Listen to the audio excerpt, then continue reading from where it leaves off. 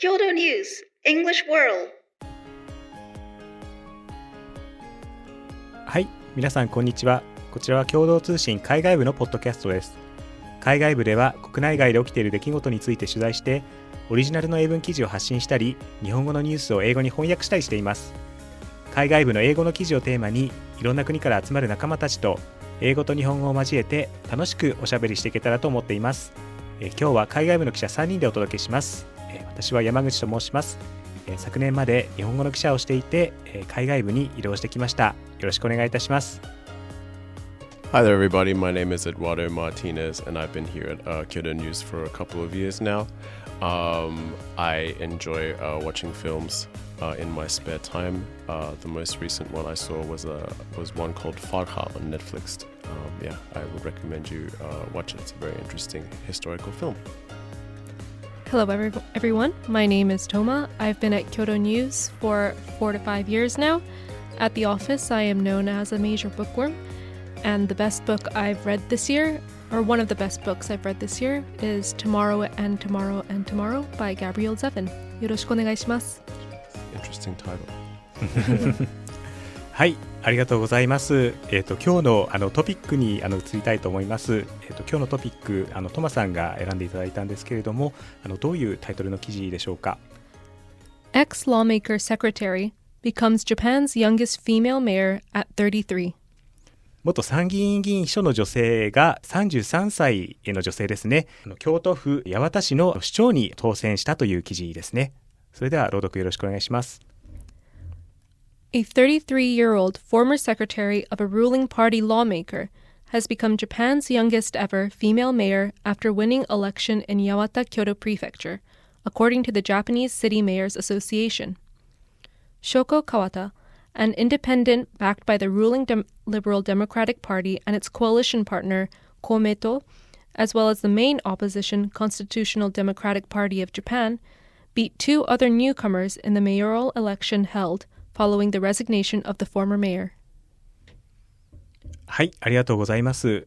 八幡市のその市長に当選されたShoko Kawataさんなんですけれども、33歳で女性市長として史上最年少ということで、すごくおめでたいニュースなのではないかなと思いました。トマさん、このニュースご覧になられていかがでしたでしょうか。 Well, I think it's admirable.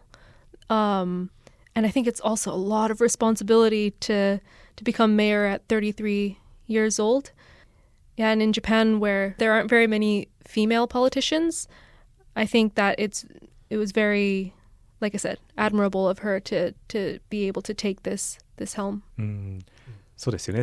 もともと女性の政治家が少ない日本の中でこういった形で最年少で市長として当選されたということで、まさにいろんな壁を突き破ってこういった結果を出されたのだと思いますけれども、エドさんいかがでしょうか。女性の政治家の方っていうのはオーストラリアだと結構多いんですかね。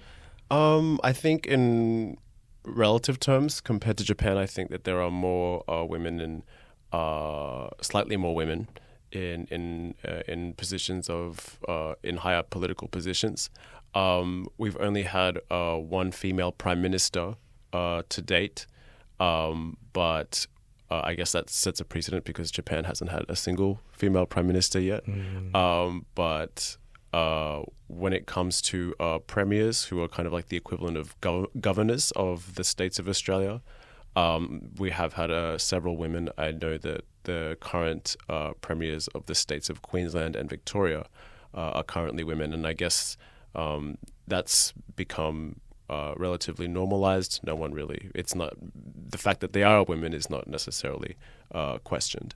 And I did have to do some research, but I found out that Australia in 2019 elected a 22-year-old to be the youngest female mayor in the country. Her name was Emilia Lisa Steryova. I'm not sure if I pronounced that correctly. But yes, she became the mayor of the city of Whittlesea.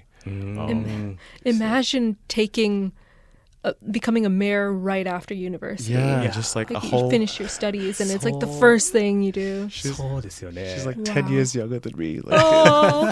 she's running a town, a city.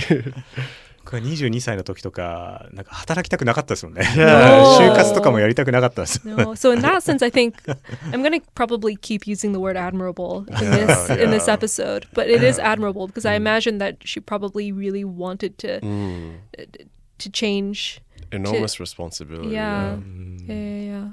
It's- トマさんなんで日本だとこんなに女性の若者でその政治家になりたいという人も少ないですし、あとその女性でその政治家になりたいという人も少ないですけれども、なんでなんだと思いますか？ I think it's been so like male saturated that it feels unwelcome. I guess for lack of better terms.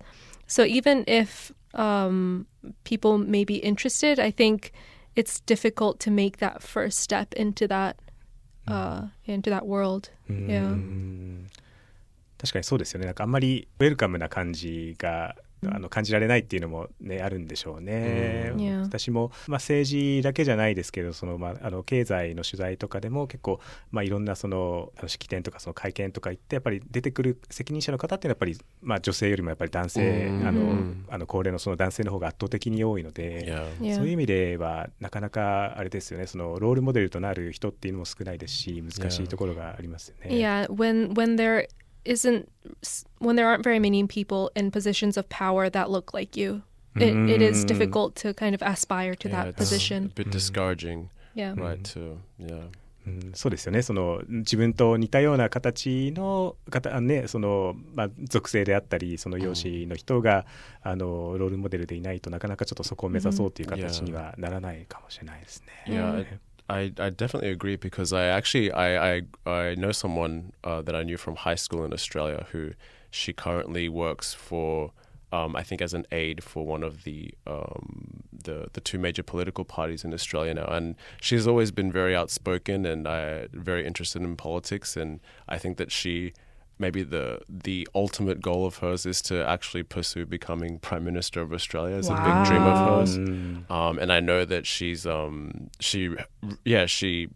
has looked up to Julia Gillard, like our former female Prime Minister. So I mean, like you said, it's for when you see people like that in positions of power, it helps you kind of like build that confidence that hey, I can do that too.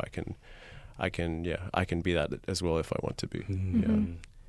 ちなみにトマさんなんか日本で普通に生活しててなんかここはなんかちょっとなんか女性入りにくいみたいなところってあったりしますか？ Heavy question. So that is a heavy question. I can't think of anything off the top of my head, but I do remember when I was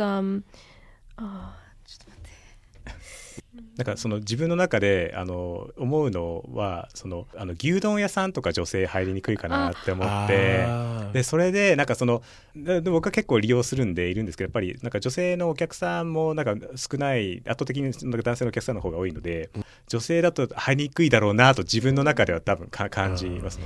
Yeah, no, so I'm currently working on this one article, and what I heard was that there's things called snacks in Japan, which is they're kind of like bars.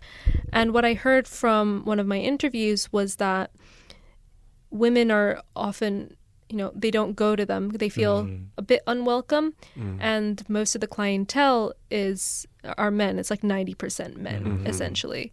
And the reasoning behind that is it's often thought of as a place where the men go to socialize after work, like kind of get drinks, and also a lot of the people who run these snacks are women. So the men also want to, a lot of the time, impress the woman who's running the snack. And so it becomes a bit difficult for women to kind of break into that, is what I heard. でも確かになんか独特のカルチャーはあると思いますね。私もなんかスナックそんなに行った経験はないんですけども、やっぱりねママがいて、なんかその常連のお客さんがいて、すごくそこでなんかね親しい関係があって、ママにその愚痴を聞いてもらうために通ったりとかってね、いう人も結構いたりする。They form a relationship with them, と思うので、確かに女性でスナック行きにくいでしょうね、 A なんとなく bit, yeah. That's fascinating. エロさんなんかそういうなんか同じようなそのシチュエーションみたいなのってなんか見つけたりすることありますか？